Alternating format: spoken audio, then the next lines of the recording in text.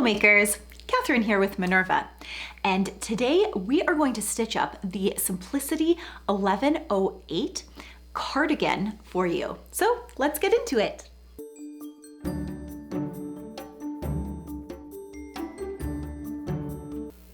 So this cardigan is classified as the Easy to Sew collection from Simplicity, and it really is that.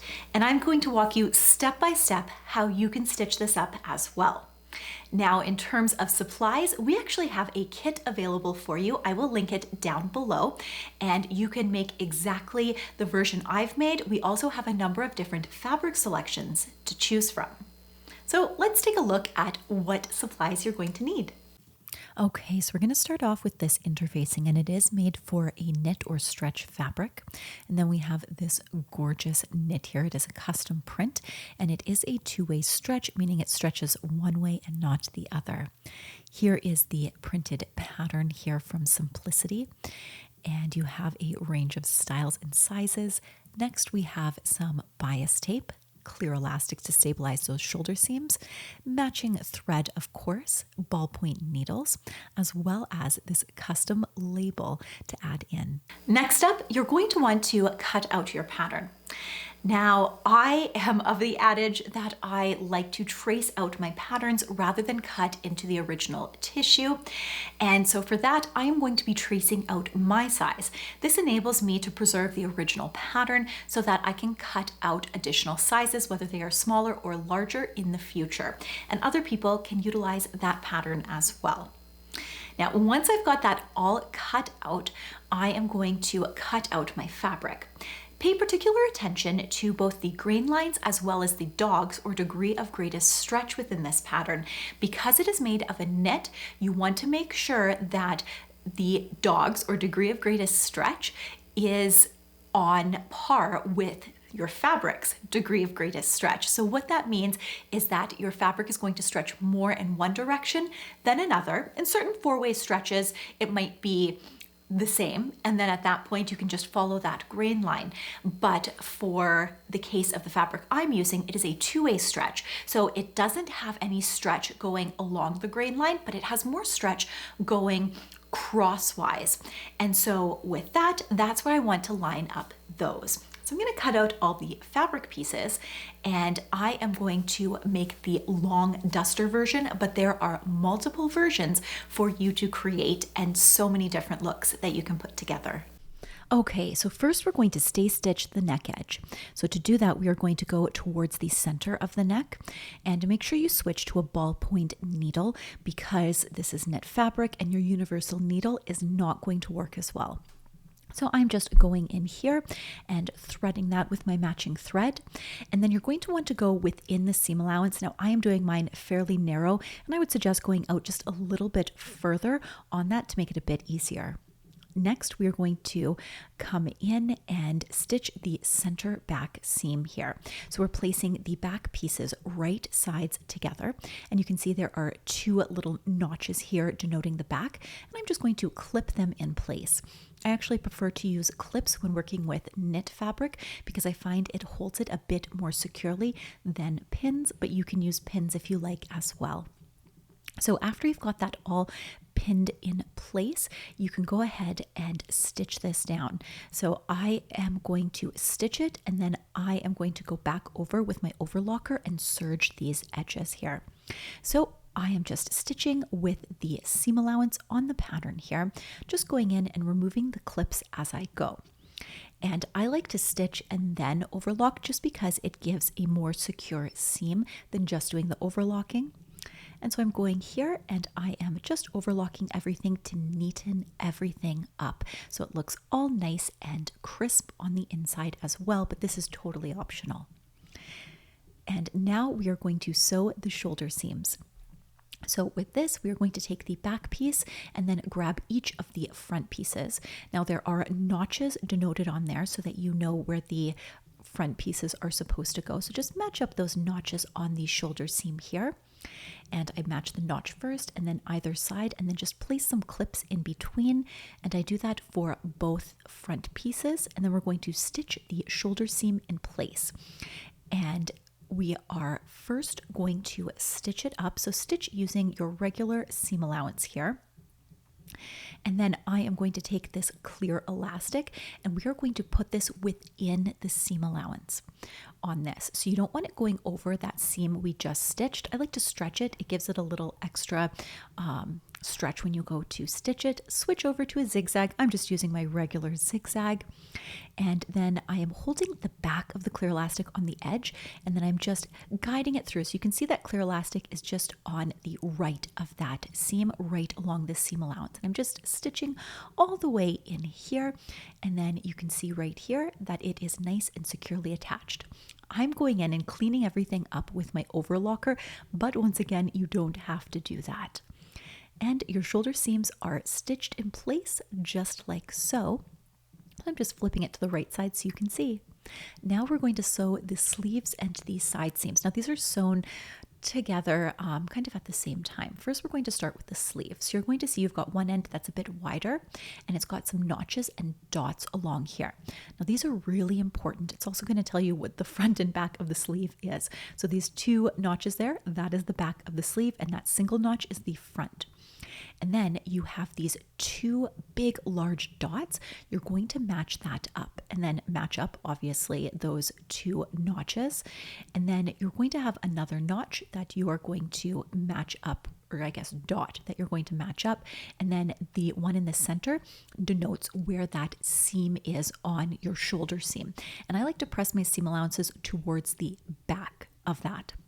And then you're going to continue to match those dots as well as the single notch in the front right along the sleeve here. So once it's pinned in place, we're going to stitch, but we're going to stitch from dot to dot, not the entire thing. So let me show you what this looks like. So from here, you see how I've got this little flap that's open here? That is exactly where we're going to stitch. So we're going to start right at that dot. So lower your needle in here into your presser foot, back stitch, and then continue to stitch along that seam allowance here. And you're just going to keep going until you get to the very end here and you come to that last and final dot, and that is where you're going to stop and back stitch. Just cut your threads there. And as I pull this out, you can see we've got the little flap that is available there. So optionally, you can go in and overlock the edge. I came in at an angle and then up and then down at an angle. I want to maintain that flap. If you don't have that flap, you won't be able to do the next part when we do the side seams. Next, I am pressing the seam towards the bottom of the sleeve. Then we're going to put right sides together and we're going to sew the underarm and the side seam. So this is that little flap here that we have. And so it's a little bit fiddly. So I have zoomed it in here so you can see it a bit better. I like to place a clip right on that center seam, and then you're going to match up the notches. There's notches on the underside of the arm as well as along the side seam. So go ahead and match that up and add all of the clips that you need going all the way down through here. We're actually going to stitch this seam in two sets, so it's not going to be one pass. One pass is going to be the sleeve part, and the other second one is going to be when we get to the bottom. So we're going to start at the bottom, stop, back stitch. So right here, we would stop right there, and you can see right where that seam line is, where that seam is, that's where we're going to be starting and stopping for this. Okay, so we've done that side, then we're going to back stitch and take it out.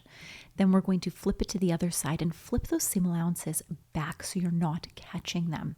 And you're going to get as close to that seam allowance as you can, back stitch, and then we're going to continue to stitch going down the rest of the cardigan here.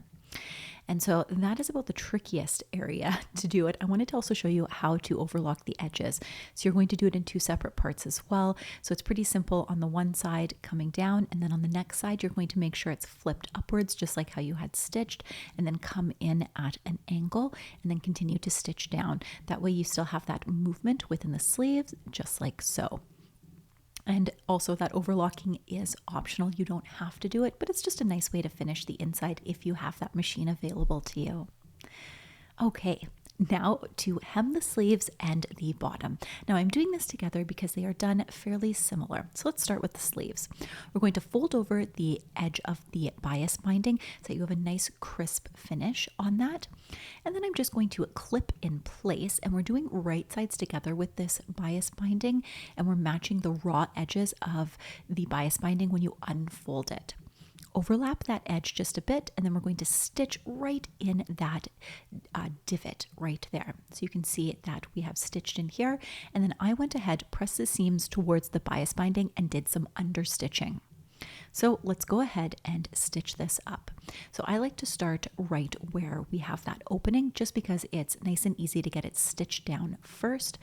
Don't forget to backstitch and then stitch all along here. Apologies on the blurriness. My camera decided to focus on my hands and not the needle. And so you will see it's just like this, and then you're just going to flip it over this side. You could use an iron to press it. I didn't feel that was necessary. The fabric really holds nicely with this bias binding, and then I follow that edge of my presser foot to do the understitching along here. Backstitch as well. And then when you fold it on the inside, you have a beautifully bias bound sleeve hem here. So I'm just going to press that down first to kind of set that seam nice and crisp. And then I'm going to flip my sleeve over using the seam roll here. I'm actually using a pressing hem. I could have used a sleeve roll, probably would have been a bit easier, but the pressing hem works as well. And I'm going to press it nicely, and then I am going to pin this in place, paying careful attention to the direction that my seam allowance is. You don't want that twisted on the inside of that bias binding.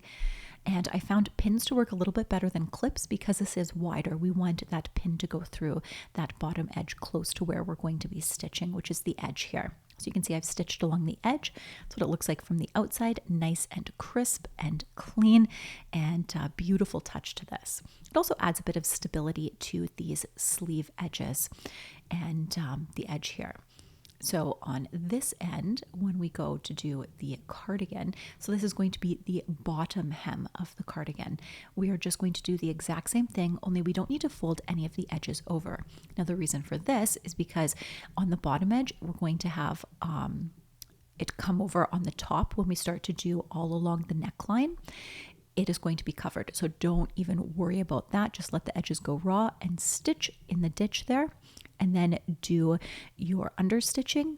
And then of course, right in here, we are going to press and pin in place. I've already pressed it, and I'm just going in now with my pins to hold it securely in place right along the bottom here. So go ahead and stitch that. And now for the neck edge, this is where we're going to fold it in. So you're going to unfold the one end and then fold that side in and match it up with that bottom edge. Then we're going to place our pins in, and we are going to stitch it in the exact same manner that we have been doing all the rest of them. Okay, so once we get to this end, I'm just going to fold it over, and then I'm going to place another clip just right in there, and then I am going to clip that off, and I find that's the easiest method to get that all lined up. Then we're going to stitch right along here, do that understitching, and then we're going to press and fold under along the neckline here. So I've already went ahead and pressed it, and now it's just time to add these pins in so that we can hold it in place. And so I'm going to continue along here, but I have come to the center back. So this seam is that center back seam that we did. We have this really beautiful tag that comes with all of our kits right here, and I am just going to insert it right in there. So you're going to overlap it just slightly, get it nice and centered, and then add your pins in.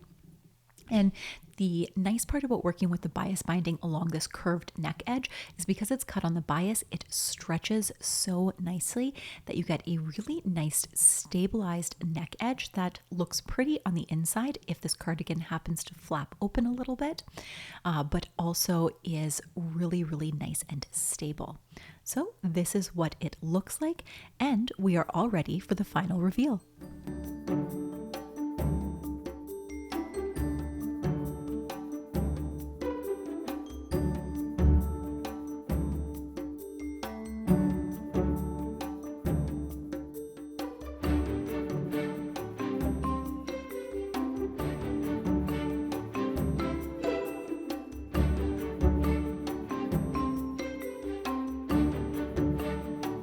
And now we have our cardigan all stitched up.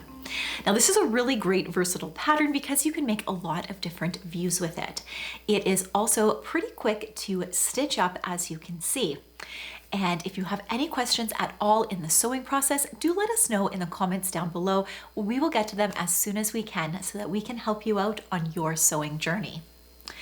Now, if you are new here to Minerva, go on over and create a free profile here.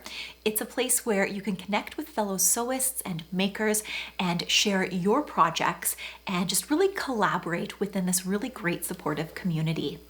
And if you want to check me out here on Minerva, I can be found at Cheer Stitchery, and I will link my profile down below for you. Until next time, makers, let's get sewing.